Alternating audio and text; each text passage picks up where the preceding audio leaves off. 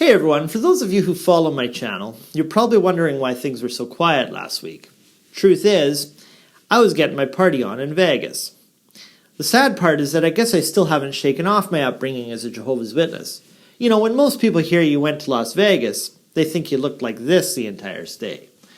When in fact, I really just look like this. Alright, I suppose that's not much of an improvement, but still, I'm not a total degenerate. Anyway, traveling to Sin City really made me think of this religious concept of sin. In our day and age, the word sin has almost completely been abandoned. Ever since the wholesale retreat of institutional Christianity in the West and the adoption of Darwinism, which of course does have some merit, sin has been substituted with more bestial words like libido, baser instinct, the passions, vice, and so on. In other words, man does not have a wayward spirit. Man is no fallen angel. He's an animal. And of course, evolution is true to some degree. I'm not taking issue with it in this video.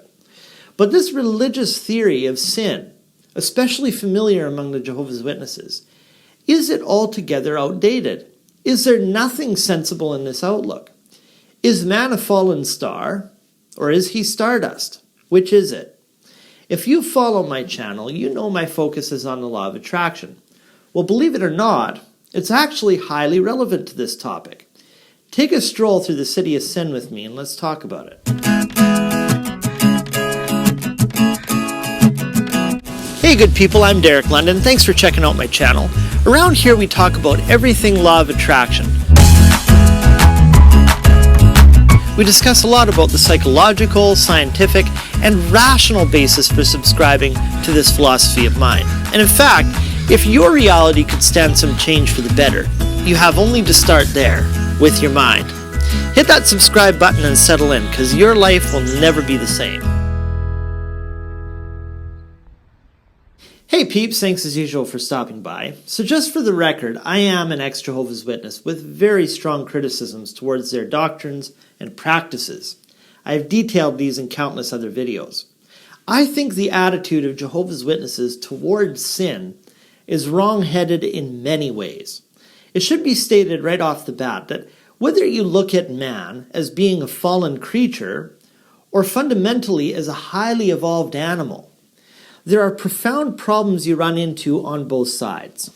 On the Jehovah's Witness view, it's unhealthy because anything that deviates from God's so-called perfect law is equally in need of redemption.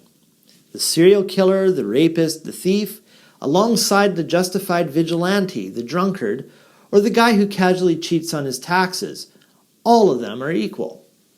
That's patently false and harmful. It's an immoral way to frame ethics. It lacks dimension and scale.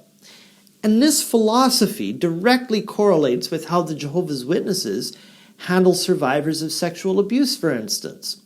It's not taken with the kind of seriousness befitting the crime. I'll emphasize that last word, crime, by the way. Child abuse and sin belong nowhere near each other. Sin waters down the charge. Sin excuses it. Not everyone is equally fallen from grace, so to speak. Child abuse is a crime and should be condemned as such. No other words will do. I'll just say something I find particularly repugnant about this concept of sin is it comes part and parcel with the notion of redemption. Now I realize I'm speaking to a fairly broad audience here, Christians especially, so please don't think I'm condemning the entire belief in atonement. I'm going to speak on its merits shortly. But to do justice to this topic, I feel I need to touch on redemption just briefly. When redemption becomes completely a faith theology, that is distinct from a works theology, you lose this ground of personal responsibility. The focus rests entirely on what you believe as opposed to the actions you took while here. Where there's this idea that I can take all of my dirty deeds and rest them upon some symbol of penance, expiation, ransom, I declare it's gone to the bad place. In short, it's scapegoating. Scapegoating, that's a fascinating word, you know, because we tend to think of it as just religious people who practice such superstition. But in a moment, I'm going to show how this superstition is not just a religious phenomenon, but as a human anomaly, even practiced by the most committed of secularists. What is scapegoating? After all, it is central to this theme of redemption, isn't it? This idea of scapegoating first got its beginnings in Leviticus chapter 16, namely in verses 8, 10, and 26, where the high priest would lay the sins of the people on the head of a goat, driving it into the desert wilderness to die. This was one of the many rituals of propitiation or atonement for sin under the Mosaic law. Now, we think of this as an outdated, kind of barbaric tradition, don't we? Well, it is.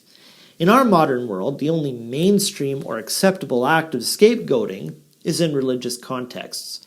Jesus replaced the Mosaic law, so in this case, the Christ is a scapegoat. Jehovah's Witnesses aren't exempt here. They place their entire salvation on the ransom sacrifice. The Jehovah's Witnesses are a faith theology in the sense that it would be better to be a bad Christian than to leave and just be a good person. I think that's central to their disfellowing policies. But there is a sense in which it is practiced in the outside world too, and it's worth thinking about. Perhaps some of you see where I'm going with this. Las Vegas is a wonderful tourist destination, and of course you can find all kinds of family fun there without getting into too much trouble. But how is Vegas customarily spoken of? What's it famed for? The city of sin, the city of lost wages, America's playground. What happens in Vegas stays in Vegas. John Updike once said, "Vegas must be a great town for laundromats. Nobody lives there. Everyone's just passing through, leaving a little bit of dirt." This one's my favorite. Las Vegas, the most expensive toilet in the world that still can't flush. Anything goes in Vegas. Prostitution, gambling, public intoxication, whatever you want. In one of Jim Carrey's stand-up routines, he quipped, "One time when I was having an out-of-body experience, my body went to Vegas with all my credit cards. Ended up having a fling with some $500 a night hooker. But do you think I could explain that to my wife? No! Women see what they want to see." Of course we laugh, because that's just damn good comedy, right? But the best of jokes always bear some uncanny resemblance with the truth, don't they? We all know why Las Vegas is isolated where it is. We all know of its role in expanding the West and establishing the railroads. We all know its history with the mafia on Fremont Street during the Prohibition years, an escape for the dam builders, the women, the vice, the rackets. And only God knows the countless bodies buried in dunes just beyond the city's limit. Let's face it, while America was on its holy and providential crusade to manifest destiny, as they put it, they needed a place to cool the burn in their loins. Las Vegas is the sacrificial goat we've driven into the desert to bear our sins. Americans needed a place to shit away from where they ate, and they needed a place to get off. I may be speaking metaphorically, but am I wrong? Now, I'm no Puritan, and of course I love Vegas as much as any tourist. But it becomes clear that the feline will continue to paw at its litter despite there being nothing left unpolluted. Man possesses something that is unique in the world. Like no other creature can he contemplate his nature. Like no other organism is he naked before his presence in self-awareness.